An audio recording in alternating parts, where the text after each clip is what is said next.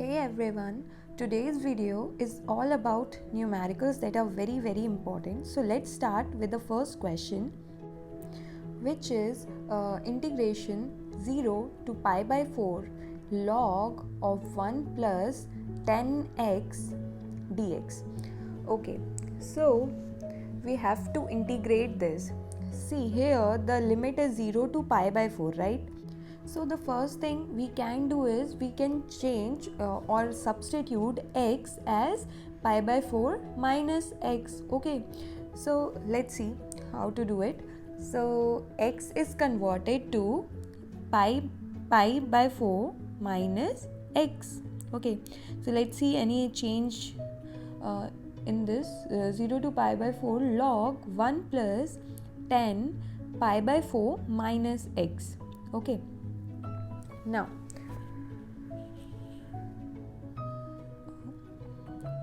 now here we are applying 10x plus y formula, so x minus y formula, so 10 pi by 4 minus 10x upon 1 plus 10 pi by 4 10x and into dx. Okay, so what we got is pi by 4 log 1 plus 10 pi by 4 is 1 minus 10x upon 1 plus 10x. Okay, now again on solving this term we get 0 to pi by 4 log, now 1 plus 10x will come in numerator, so 1 plus 10x plus 1 minus 10x upon 1 plus 10x dx. So here 10x and 10x will get cancelled, so 0 to pi by 4 log 2 upon 1 plus 10x dx. Now applying log division rule and we are separating two terms. Okay, so log 2 will be in the first term and 0 to pi by 4 log 1 plus 10x will be the second term. Now the second term and our question is all similar, so we are just let us suppose that this question is I. So what we have is I and this here we got minus I, so we are just transferring it and we are getting 2i is equal to log 2 into, and I am just skipping one step, so log 2 pi by 4 and we got I is pi by 8 into log 2. This is the answer. Now let's see another important question. Integration 0 to pi 1 upon a square cos square x plus b square sin square x and dx. Okay, now when this kind of questions comes, whenever we have cos and sin in the plus term, we used to just convert it into the tan term, that is sin upon cos. Okay, so how so let's see how to do it. So 0 to pi 1 upon, let's just take common cos square x, so we get a square plus b square tan square x. Okay, now 1 upon cos square x is sec square x, right? So 0 to pi sec square x upon a square plus b square tan square x dx. Now our next step will be to convert x into pi minus x. Okay, so now what is our motto behind this is to just change the limit to 0 to pi by 2. So that's why we are changing x to pi minus x. Okay, so now what we have is integration. See, sec square will not change and tan square will also not change, so we will get the same result, sec square x upon a square plus b square tan square x dx. So it is same, so we can now convert the limit. So 2 into 0 to pi by 2 sec square x upon a square plus b square tan square x dx.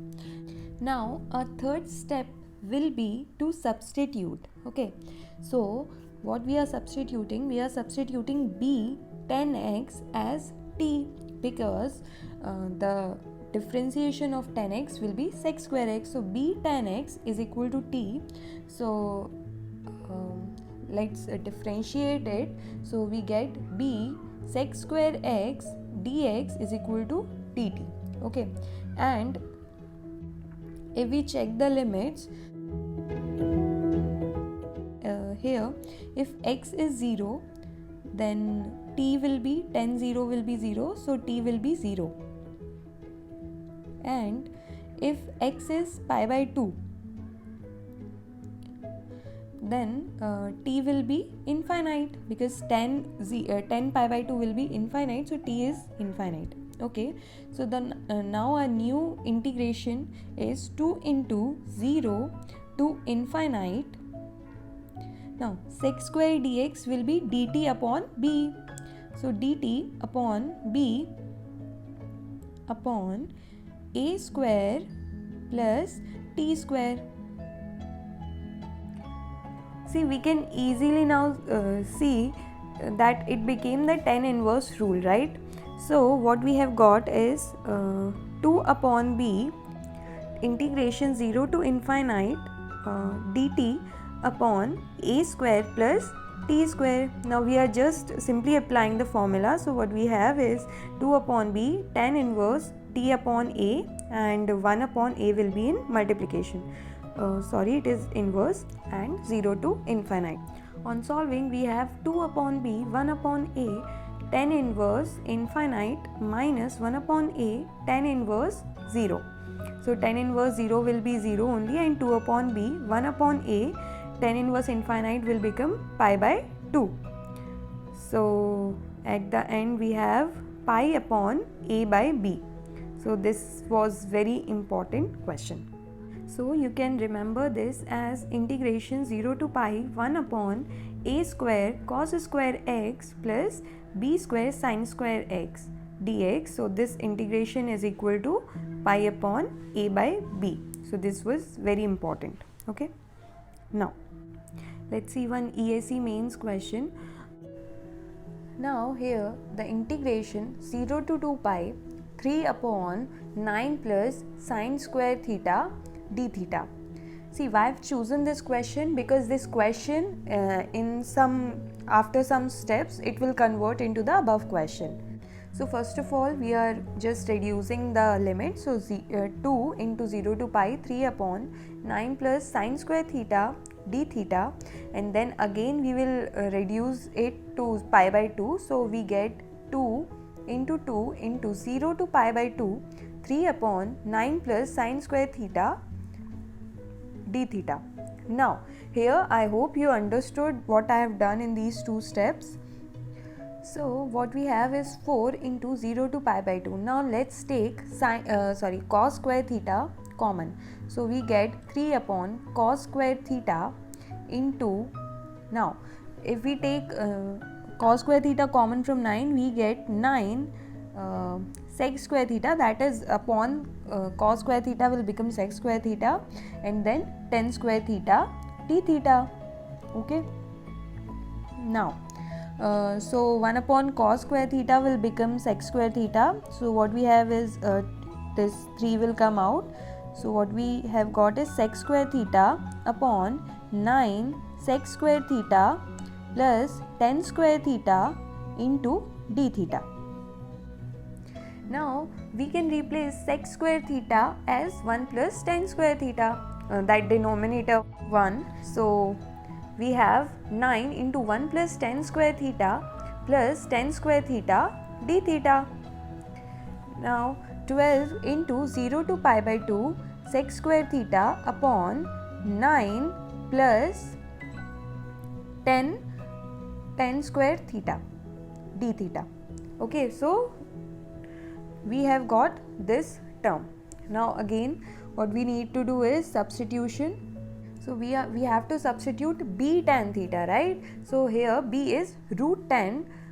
So root 10 tan theta is equal to t. So root 10 sec square theta d theta is equal to dt, and the limit will be changed as theta equal to 0, so t equal to 0, theta is pi by 2, so t is equal to infinite, right?